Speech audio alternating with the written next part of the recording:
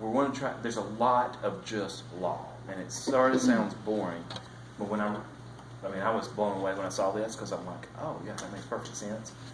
Catch us, stop us, ask questions, that kind of thing.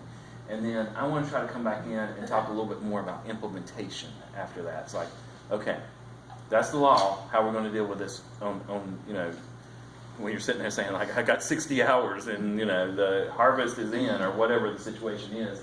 How is this really going, when the rubber meets the road kind of part to it. So, Kelsey, I'll turn it over. Hey, I'm Kelsey. I'm from Cleveland County. I grew up in Falston. I went to Burns High School, so I played sports up here a lot. I'm basically going to start with a basic of the FLSA and the Wage and Hour Act in North Carolina and talk about the basics of that.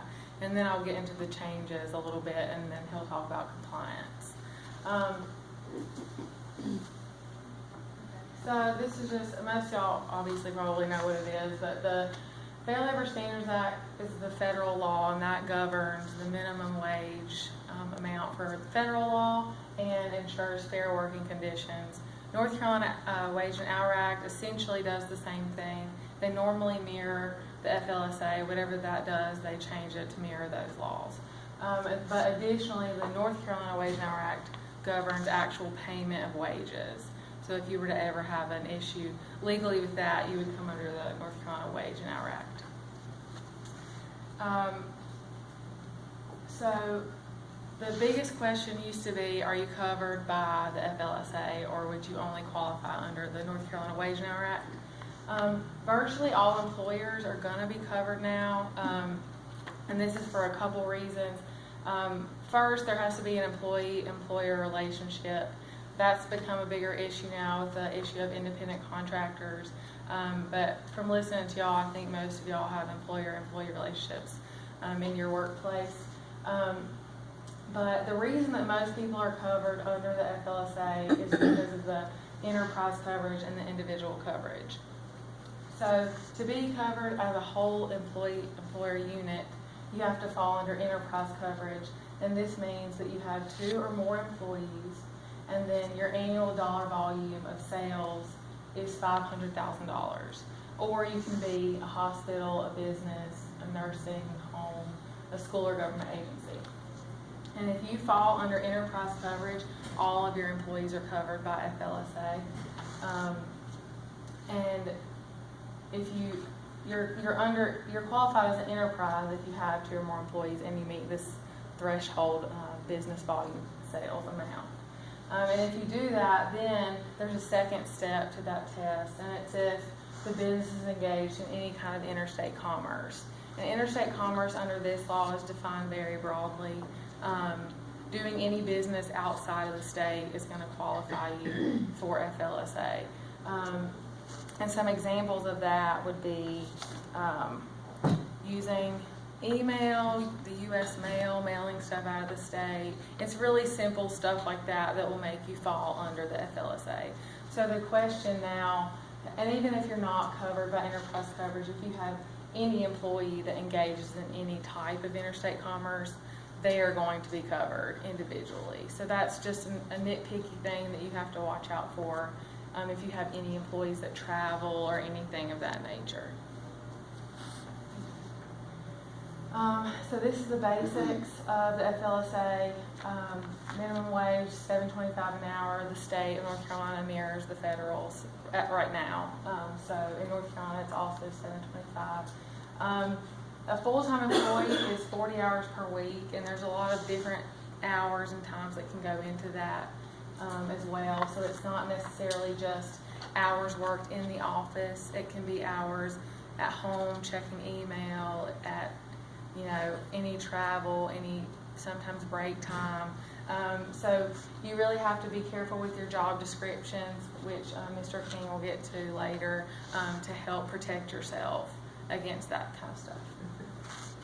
And if you do qualify, and then they're not exempt, which I'll get to, you have to pay them time and a half for overtime.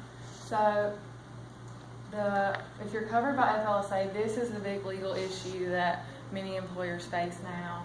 It's whether an employee qualifies as exempt or non-exempt. If they're non-exempt, this means that you have to pay overtime if they work over 40 hours a week. And if they're exempt, I'll get to the categories of that. If they're exempt, then they do not have to be paid overtime for any hours worked over 40 per week. And it kind of explains it right here. The big ones that I'm going to go over are the white collar exemptions, because those are the ones that the changes are being implemented for, and then the highly compensated employees. So there's 4 exemptions I'm going to briefly run over that they're not on the slides, but I have just a brief overview. The first is the administrative, and for FLSA there's a 3-part test. It's the salary basis test, the salary level test, and the duties test. The big change is coming with the salary level test. As we'll get to, they're changing the amount that is required to be paid to be exempt. So the administrative, with the duties test, the primary duty must be the performance of office or non-manual work. And examples of this are insurance adjusters, financial analysts, HR managers with policy implementation responsibilities. And I can get y'all more information on that if you're interested in the individual exemptions and learning more about those. The next would be professional. Examples of this: doctors, lawyers, architects, engineers, nurses, physician's assistants, of that nature. And then there is the executive exemption. And there's the duties test, is that the primary duty must be managing the enterprise. So that is what it sounds like. And then there's the highly compensated employees exemption, and this includes performing office or non-manual work. And that's why these qualify under the white collar exemptions. So, and this is just an overview of if you're not exempt or exempt. Like I said a minute ago, this is the basics of the salary level test, is the amount they must be paid. The salary basis test is when they must be paid, and the duties test are the primary duties. Now we're going to does anybody have any questions about that before I get to the changes? Okay, so there's 3 or 4 big changes that are coming with the FLSA.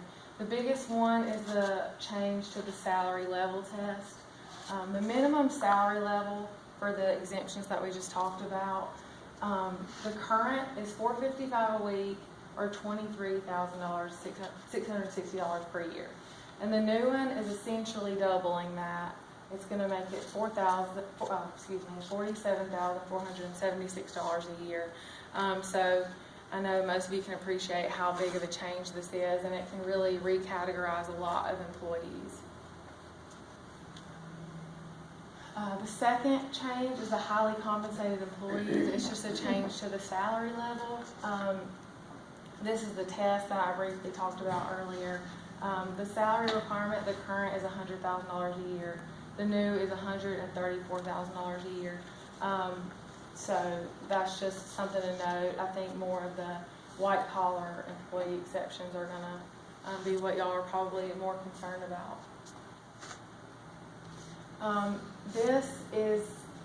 This change is to avoid what has happened with these changes with such a significant jump, essentially doubling the salary level. The Department of Labor has set out an adjustment mechanism to take place every 3 years. So now, instead of having to manually do this whenever it becomes such a significant issue, it's going to automatically update every 3 years. And the first one is scheduled for 2020. And the Department of Labor, who implements these changes, will be required to publish a notice of the updates at least 150 days before that new update goes into effect, to give businesses time to comply with those changes.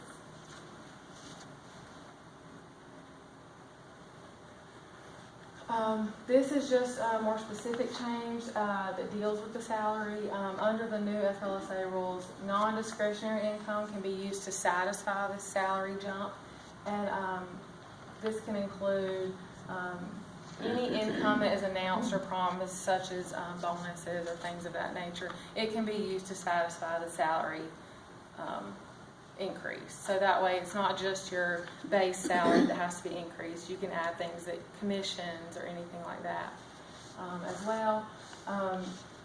But it must be paid at least quarterly, and there's an exception. You can have one catch-up payment every quarter. You know, I don't want to interrupt. Is that okay? Go ahead. I'm so confused. Okay. So I'm not sure if anybody else is.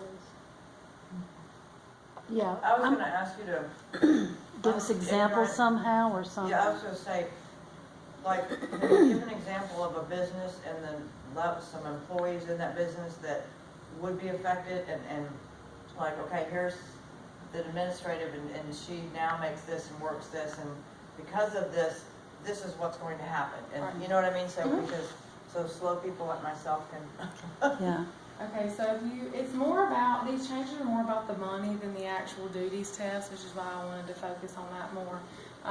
Because at the end of the day, I think the Department of Labor is going to look at the salary amount and not so much the duties test. That falls in more than the job description issues that Brian will get to when he talks. But as far as the amount level, you may have an employee. I have a friend who works in Boone for the Western Youth Network, and she makes $31,000 a year. So she was previously exempt under this rule. She's the director. So she was previously exempt under, I'm not sure which exemption, and now she mentioned to me that she is not allowed to work overtime anymore. They're going to prevent her from doing that because they don't want to keep her as exempt now. They're going to keep her as non-exempt, and she just won't be allowed to work over 40 hours a week, which can be a big issue, as Brian's going to talk about, because she normally works 60 hours a week. So it's going to be. So she wasn't getting overtime before. Right. And with these changes, her company would require to pay her overtime. So now they've switched her designation or her pay. She was exempt, so she wasn't allowed to have overtime. And now her salary level is lower than the threshold amount, so she would be non-exempt. It doesn't matter that her duties are the same. They're going to need to change that. But now employers can prevent employees from working overtime in order to keep them as non-exempt but not pay them overtime. I think we might be confused too. What some of these terms are not terms that we non-discretionary and things like that. I'm not familiar with, so I'm gonna have to ask questions. So my point is, did you just say? See if I'm re-saying it. If you want to give someone a bonus, you can. If you know what you think it is, then you can add that into the salary. It's just any bonuses that you promise, even if it's a commission, like you won't know what that is. Right. You can say any commissions that you have will go towards your salary amount. So it'd be good to have an idea of what that amount might be. But how do we, I don't understand if you're going to know at the end of the year what somebody makes, but you're paying the overtime now? That's why it's so tough. I mean, these rules can say everything that they want to say, but at the end of the day, it's hard to comply because you don't know how to guess what someone's commission, especially like a real estate or anything like that. You don't know exactly what a commission's going to be until you get that commission. So it's just better safe than sorry to qualify someone as non-exempt rather than exempt. So if they're exempt, they have to be paid $47,000. Correct. And bonuses and all that could add up to that 47. So that's what the non-discretionary Right. would be. You'd have a base pay, and then it would really not be more. It wouldn't be like a bonus anymore. It would just be As long as base it's pay. 10%. You can only To use get you- bonuses For and stuff for 10%. up to 10%. It can't Right. be So you still a have to have a bulk higher of salary. bonuses. You Yeah. still have to have a higher It's salary. still going to have, either way, most employees' salaries are going to have to be raised significantly to meet this threshold, which is why it's been such a big deal for especially smaller businesses to meet that threshold amount. And what happens if we don't? Because where are we going to find the money? That's what I want to know. Orange is not my color. I would assume you have to pay overtime. If you don't meet that requirement, you have to make them. But as Brian will talk about, you can not allow your employees to work overtime. That's completely legal. You can write in their job description that they're not allowed to work over 40 hours a week. And if they do, there's an issue with under the Wage and Hour Act that you may still have to pay them, but then you can get that money back. Where do you get it? You can't take it away from them. What do you mean? I'm sorry. You just said there's a way to get it back, but you're not gonna take it back from them. I'm saying if you, sorry, I just lost my train. Yeah. I'm sorry I'm interrupting, but I just have a feeling from the room that we're not getting what you're saying in these terms. We need to ask questions, I think. Okay. Well, what it'll mean for a lot of employers in this room will mean figuring out the costs and benefits, whether it's going to be worth it to re-qualify someone as exempt or to change them from exempt to non-exempt and either decide to pay them overtime or restrict them to a certain amount of hours, if that makes sense. It's just going to be an individual employer decision. And correct me if I'm wrong, but if you pay the bulk of your employees on an hourly basis, this pretty much doesn't apply to you, right? Well, they would be qualified. They wouldn't be Because they're not exempt. gonna be in any of this world. If you're paying them $7.25 or $12.25 or $15.25, if I'm paying you an hourly wage, at the end of my pay week, by now, surely, we've all figured out, everything over 40, we're paying them time and a half. If that's your pay plan, none of this matters to you. If you pay all of Makes them sense. and they don't qualify, Only people that are paid by a salary basis. If you're paying hourly wages, it does not matter. it can still, you have to be careful because it can still qualify you under this if they meet the salary threshold. Just because you're paid hourly doesn't mean you won't meet this amount. So obviously with $7.25 an hour, that's not going to meet this new threshold amount. So if you're paying close to minimum wage, if it's, But I'm paying them for overtime and a half. yeah, then that's Paying them fine. That's my overtime. The point. whole rule was the overtime laws. Right. So if I'm paying them hourly, and I'm paying them time and a half for everything over 40, pretty much nothing up there matters. Right. If you're just going to keep it that way, it really only matters Just for. checking. Just Got check that. that. Unless they get to unless you're paying enough overtime for them to get to the 47,000.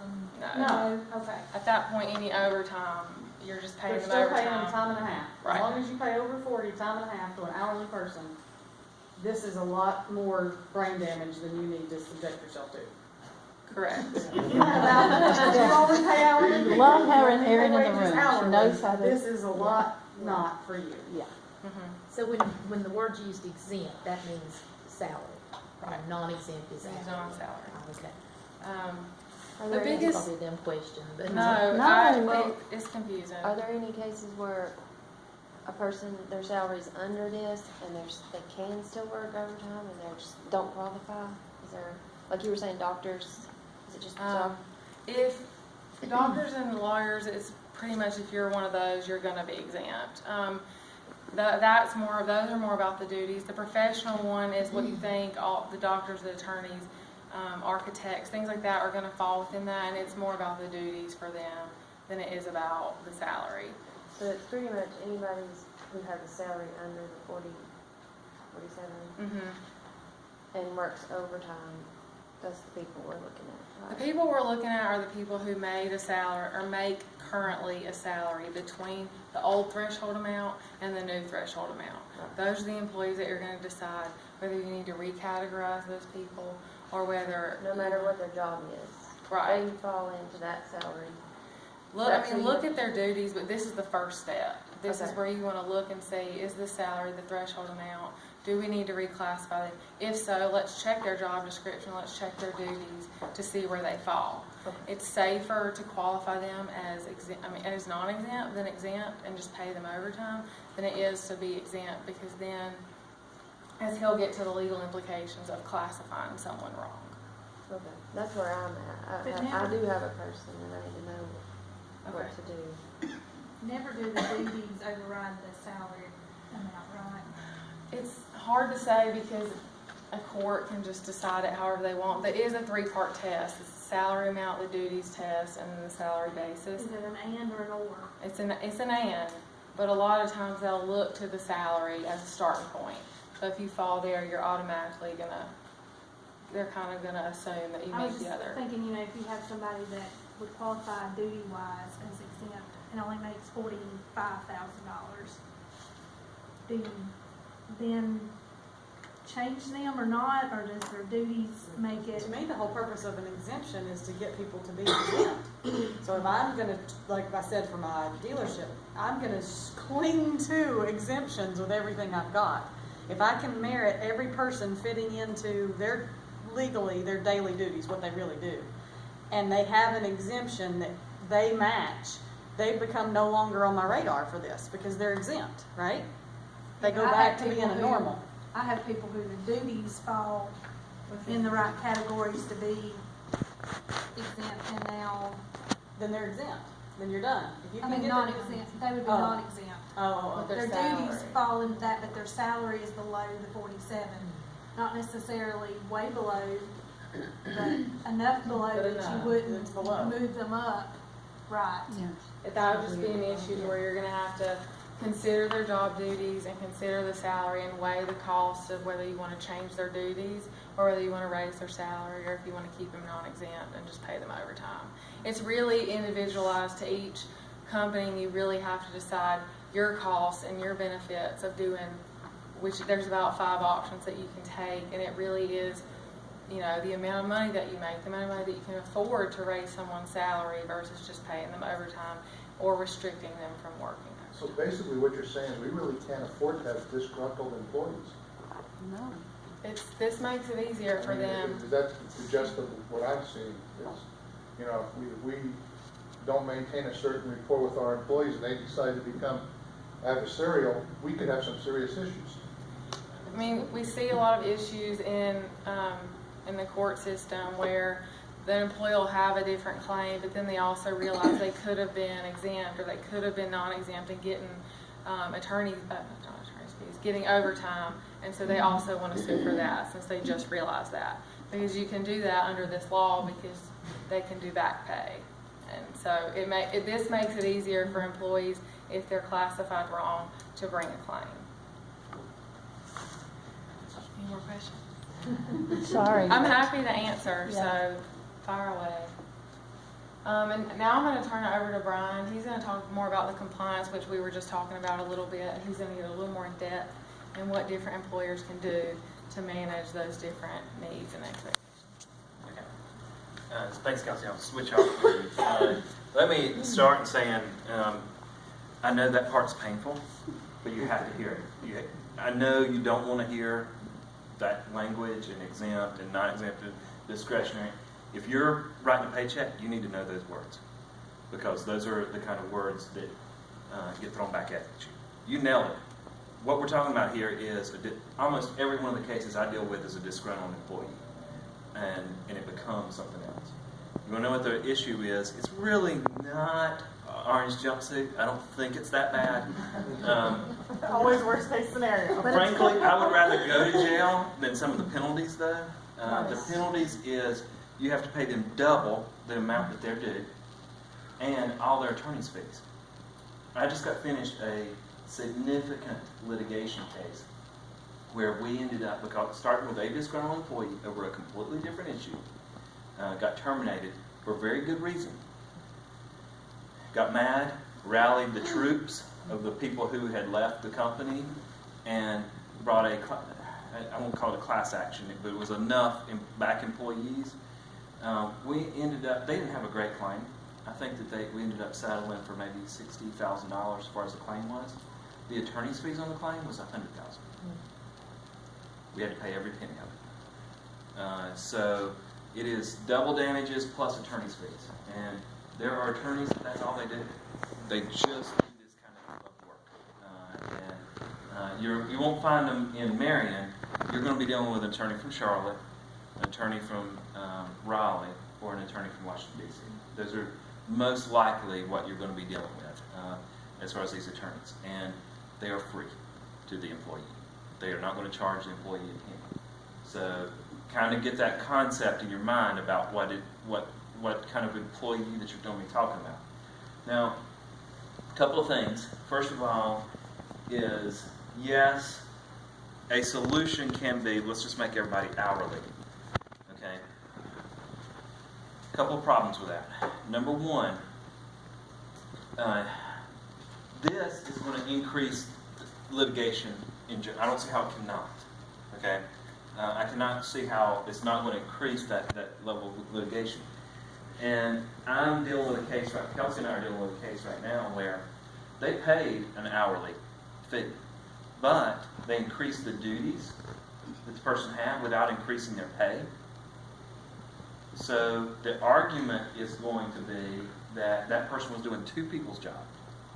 So we want 40 hours a week on the job that I was also doing, because that wasn't in the original one. So even though don't think just because you've made somebody hourly that that's going to solve it.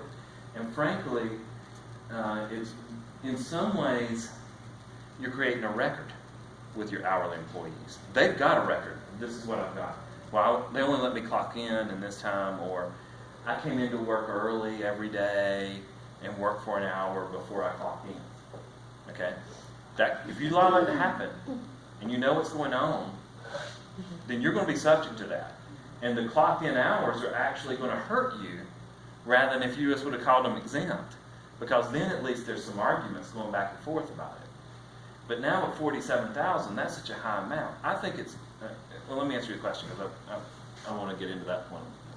So if I'm reading this correctly, we really need to have a very extensive employee handbook, or put enough down on paper so there's we try to remove as many gray areas as possible as far as their actual duties are concerned, or I'm even hesitant about that, and here's my reasoning. Because as an attorney, yes, I'd love to have it. But how many of you have an employee handbook that you haven't dusted off in the past couple of years? Yes. Okay? Very true. You want to talk about what I hate to see as Exhibit A? Is my own client's employee handbook that's not being followed. Yeah. So you got to think long and hard before you start saying, okay, well, I'm going to do this and this, because that is Exhibit A against me in most cases, as far as that goes. What I do think, that's exactly what I think you should probably spend your time on. You need to have detailed job descriptions, and you need to follow it, because I don't know about you guys, but what happens for us is jobs come in and then vacuums occur, and those vacuums get filled. Okay?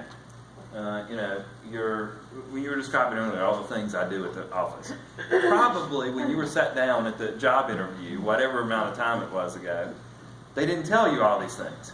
No. Something comes up, and it's like, oh, I know, Kimberly can handle that, and it gets thrown into Kimberly's lap, and whatever kind of situation goes on. That's the way jobs work in a small business. This is the most unfriendly legislation I've ever heard of for small business. Okay? Yes. I'm not making a political statement here. You can vote for whoever you want to, but this is absolutely, you might as well just crucify the small business person as far as I'm concerned out here. So don't think that we're, Kelsey said she's so good, she's great like that in court too. She just describes it, takes you right through it, or whatever. Don't shoot the messenger on this. This is not necessarily what I would say is the way to grow the American economy through the small business person or whatever. This is the kind of stuff you don't hear much about during the campaign. It drives me crazy.